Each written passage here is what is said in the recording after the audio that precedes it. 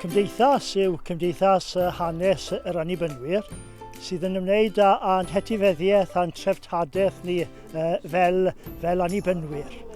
I ni'n cwrddid yn flynyddol yn ein diwrnod hanes ac yn mwynhau ambell i ddarlith o fri, a mae yna gyfnodolyn hefyd sydd yn dod mas yn flynyddol y cofiadur, ambell i ysgrif sydd yn peri ni i gofio a dathlu'n hanes.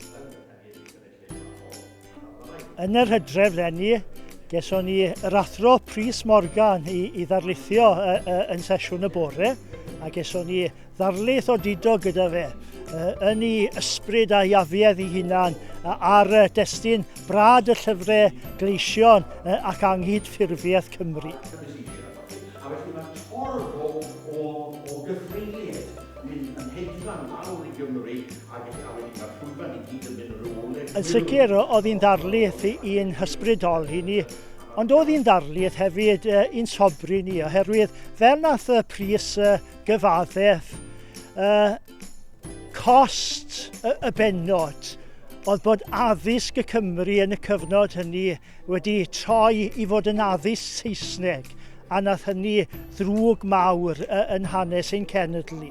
Diolch oddi ar hynny, mae yna ddeffrywad cenedlaethol wedi bod eto i hyrwyddo'r Gymraeg yn ein gwlad. Chi'n gwybod beth, un o'r uchafbwyntiau eleni, wy'n credu, oedd bod llon lle gyda ni'n Bethel Sgeti yn ystod y dydd. Oedd hynny yn codi'n calonnau ni yn fawr iawn.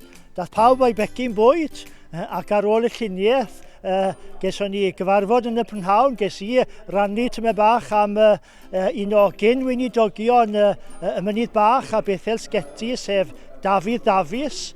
Ac yna, ar ôl y sesiwn hynny, nath Robert Powell, capel y Nant Clydach, annerch ni ar bennod Madagascar, a dweud wrthym ni am ddechrau y cyswllt rhwng yr Ynys a Chymru a'r cenhadon gododd yn yr Euad Lwyd a thallan i'r Ynys yn 1818.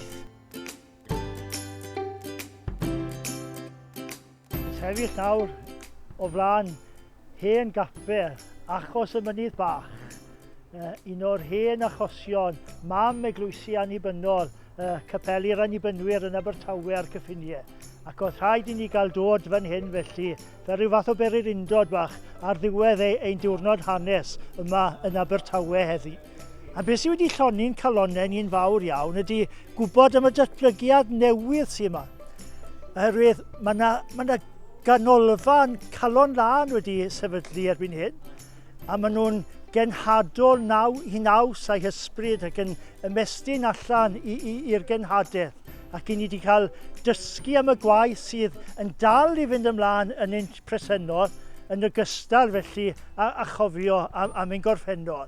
A mae wedi bod yn ddiwrnod buddiol ac adeiladol yn ein hanes ni gyd.